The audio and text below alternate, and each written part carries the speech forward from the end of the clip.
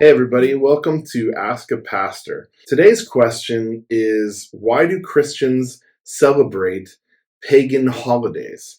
That's a really fascinating question, especially if you didn't know that Christians celebrate pagan holidays. Christians don't actually celebrate pagan holidays, but our holidays, our Christian calendar, is in many ways based on what was originally a pagan or Roman calendar. After the passing of the Edict of Thessalonica in 380 AD, Christianity became the religion of the Roman Empire, and so the established holidays were all oriented around those religions, the worship of the Roman gods, paganism. And so when Christianity became the religion of Rome, they actually used some of the same days to celebrate new things. And no judgment against paganism, but the original reason for these holidays was to reframe what those holidays really meant. It was subversive, actually. For example, Christmas, which we celebrate on December 25th, is actually just a subversion of the pagan holiday Sol Invictus, which means the conquering sun or the unconquered sun. It was a day when they celebrated the sun god of Rome, and it was a day connected to the winter solstice when the sun literally won its battle and the days began becoming longer. So this pagan holiday celebrating the light coming into the darkness, you can see why Christians took that holiday and used it to celebrate the coming of God in Jesus Christ. The holiday of Easter for Christians, perhaps the most holy day in the whole Christian calendar, when we celebrate the resurrection of Jesus Christ, is celebrated on a day that was originally called Eostre, which was a celebration of rebirth and fertility.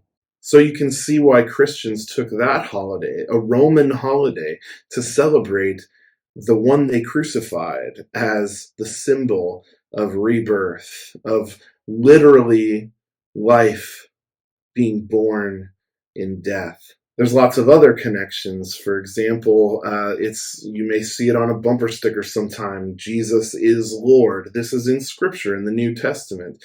The proclamation that whoever confesses that Jesus is Lord will be saved. Well, that's actually an adaptation of a Roman phrase where they used to say, whoever says Caesar is Lord will be saved. They talk about the Pax Romana, the peace of Rome, and the New Testament talks about the peace of Christ. The gospel itself, the word gospel in the Greek language is euangelion, which is the word for evangelical, which was a pagan term for announcing a victory of Rome.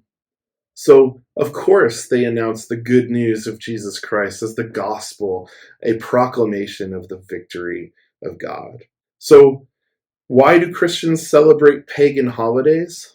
Because they lived in a pagan world, and they did it as a way of nuancing and explaining the gospel in a way that people would understand, and also in a way that essentially said, you know the story you've heard before? Well, we've got a new story to tell. So I hope that's a helpful answer.